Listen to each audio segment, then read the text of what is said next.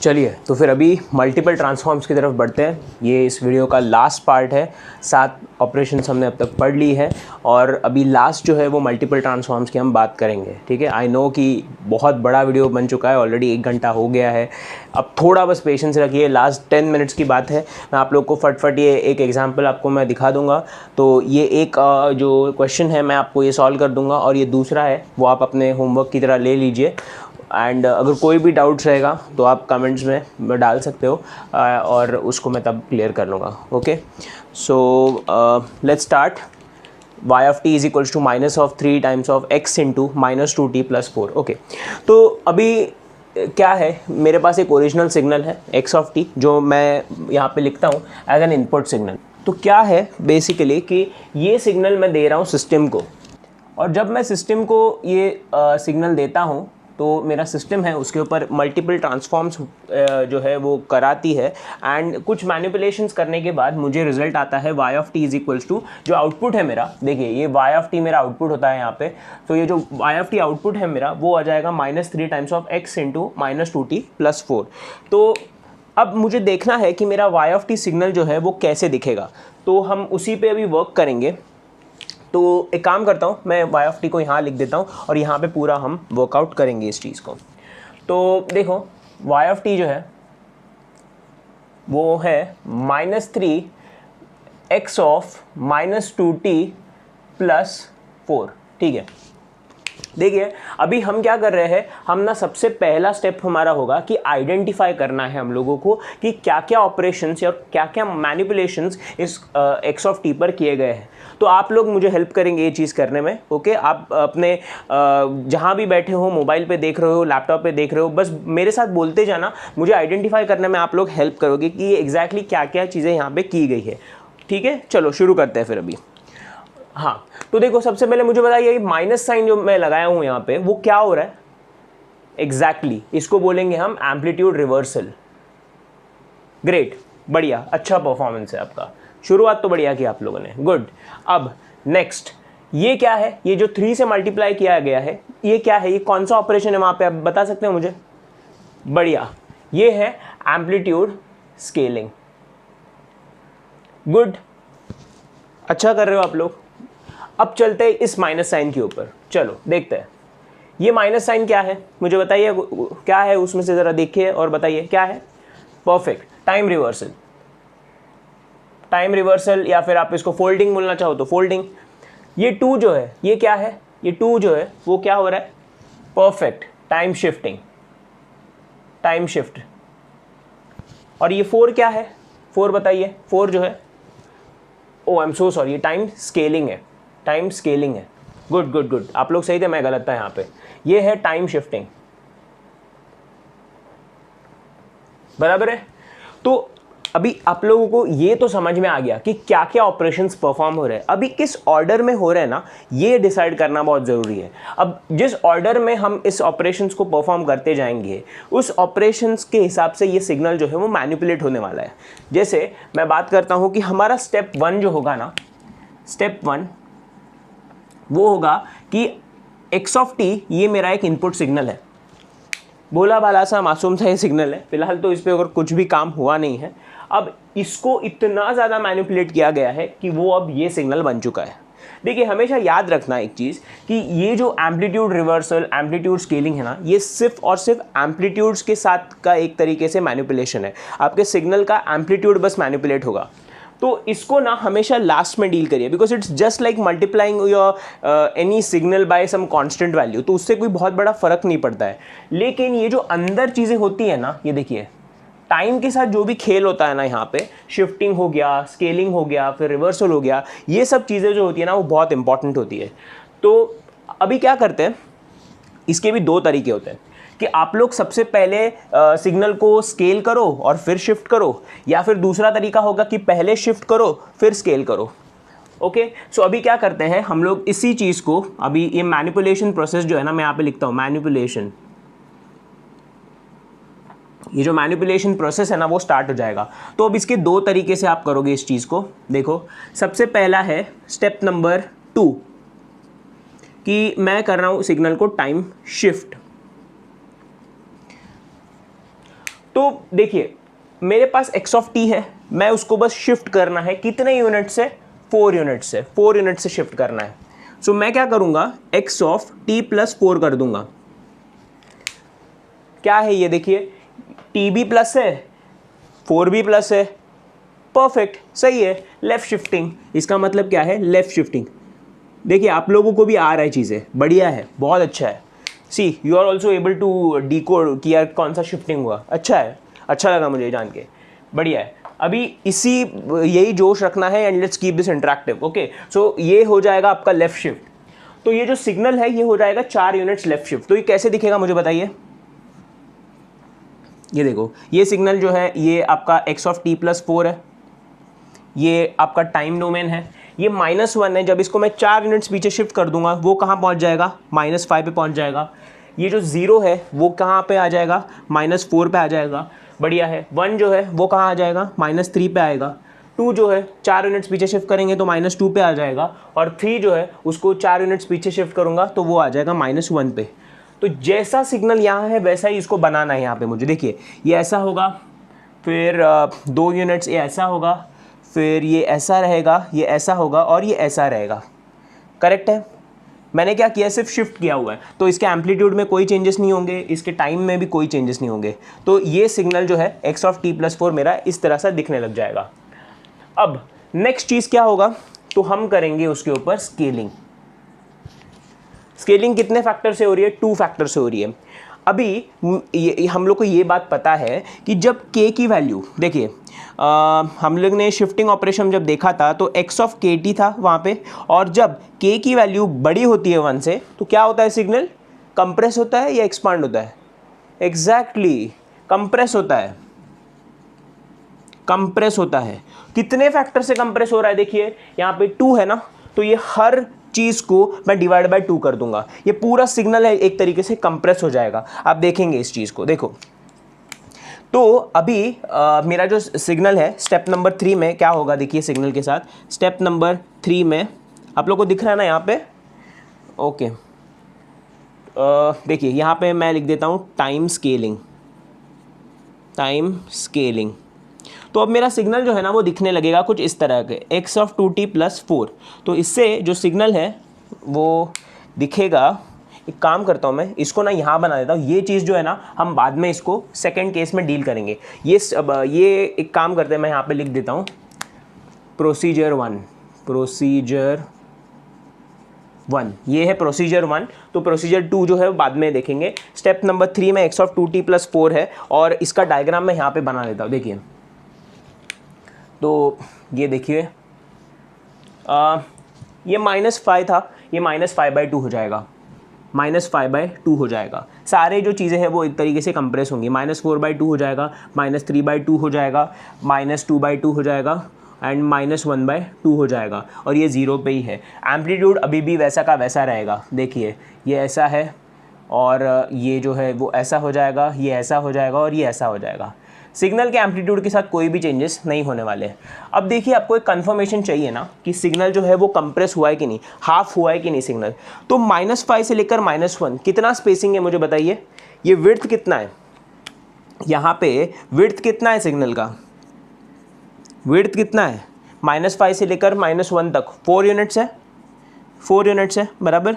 अब देखिए यहाँ पे -5/2 -1/2 कितना है, कितना है यहाँ पे, देखिए यहाँ पे विड्थ कितना है, विड्थ 2 यूनिट्स है कि नहीं।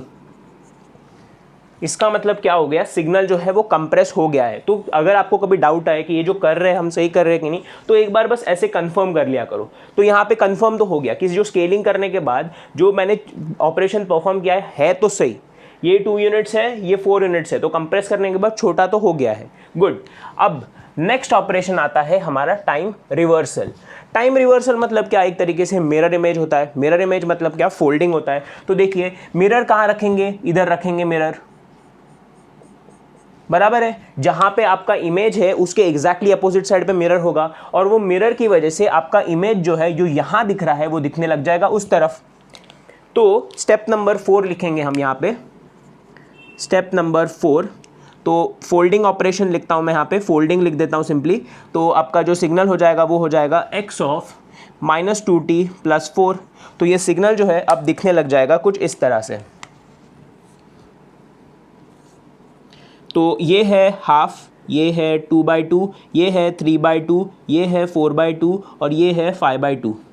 करेक्ट है, सिग्नल है पूरी तरह से फोल्ड हो गया है। अब देखिए -1 ये ऐसा है, ये ऐसा दिख रहा है, और उसके बाद अगर देखिए ऐसा है, हाँ बढ़िया है। ये एक सेकेंड, ये हो जाएगा, ये स्ट्रेट लाइन है यहाँ पे, ये ऐसे, और ये हो जाएगा इस तरह से।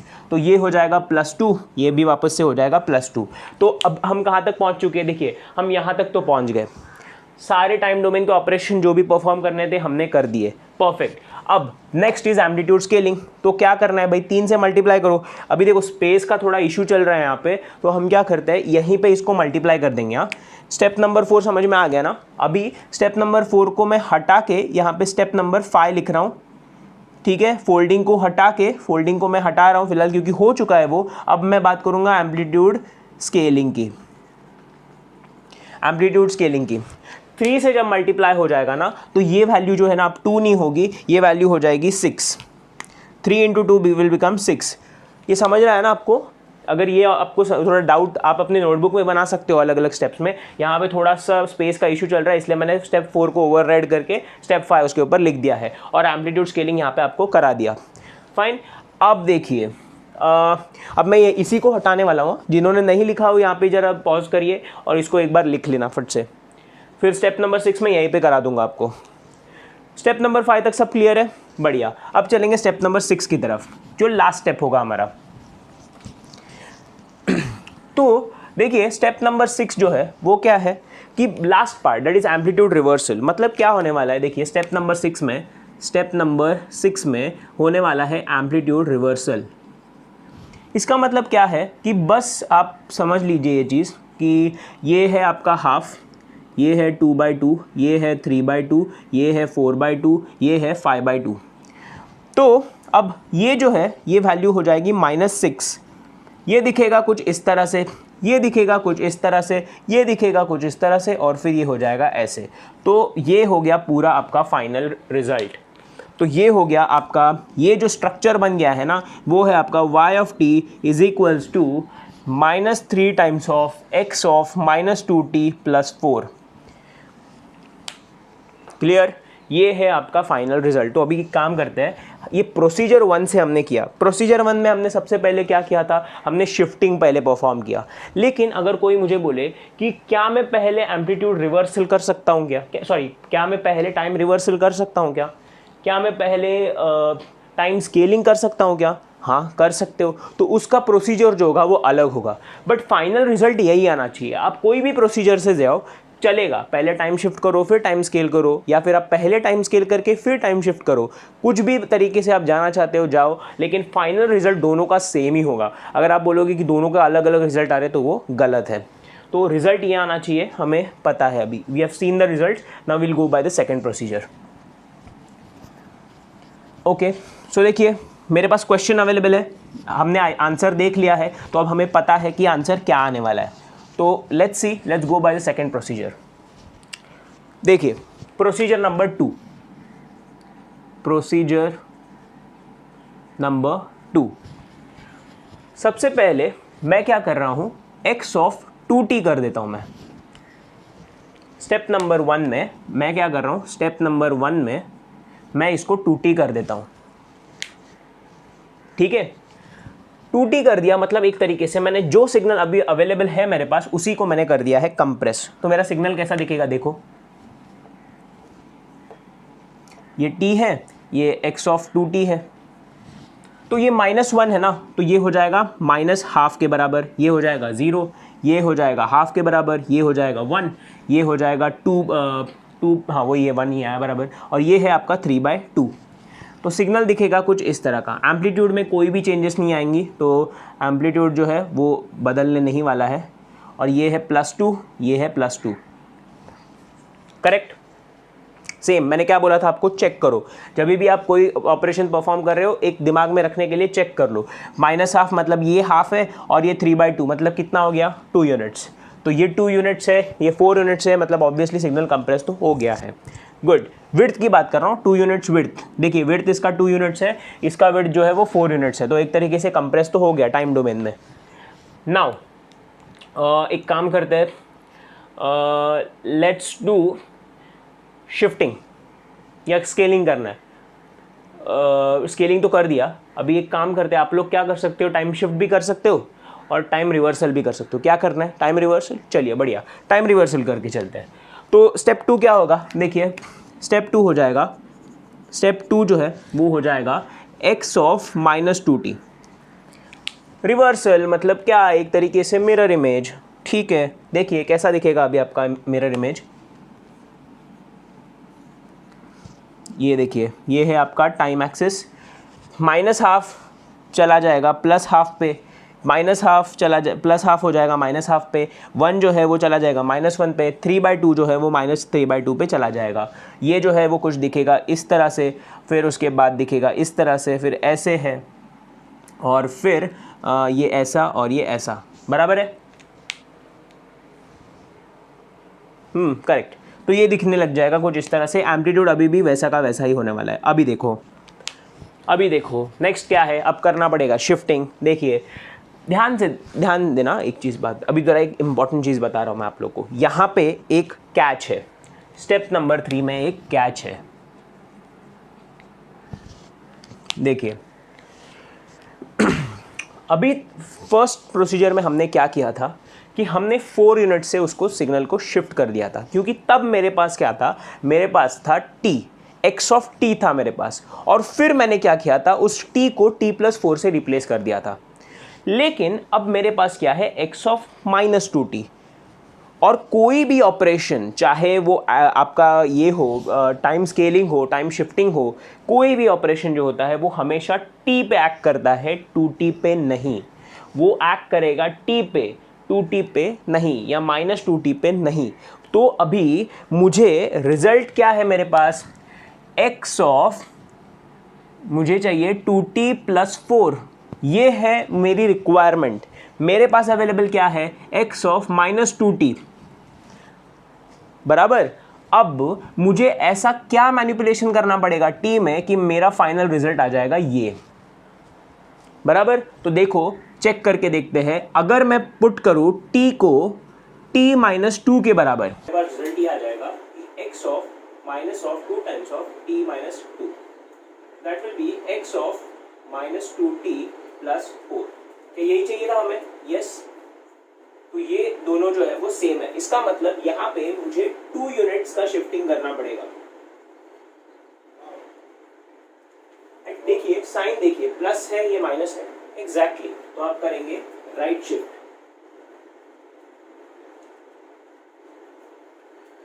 करेक्ट है, ये चीज समझ में आ रहा है, ये यहाँ तक सब समझ में आ गया, गुड। तो ये जो है फाइनल रिजल्ट हमारा ये आ जाएगा। तो this will be x of -2t+4 हो जाएगा, इसका वैल्यू +2 है, इसका वैल्यू भी +2 है। अब आप क्लियरली देख पा रहे हो, जब मैं -3 से इसको मल्टीप्लाई कर दूंगा तो मेरा फाइनल रिजल्ट है वो कुछ इस तरह का दिखने लग जाएगा कि ये हाफ है, ये 1 है, ये 3/2 है, ये 2 है, और ये 5/2 है, और ये हो जाएगा -6। यहाँ पे ये जो चीज़ है ये दिखने लग जाएगा कुछ इस तरह का सिग्नल, करेक्ट। तो क्या ये वही चीज़ है जो हमें पहले दिख रहा था फर्स्ट प्रोसीजर से, यस। तो यही हमें आंसर मिल गया है सेकेंड प्रोसीजर से भी।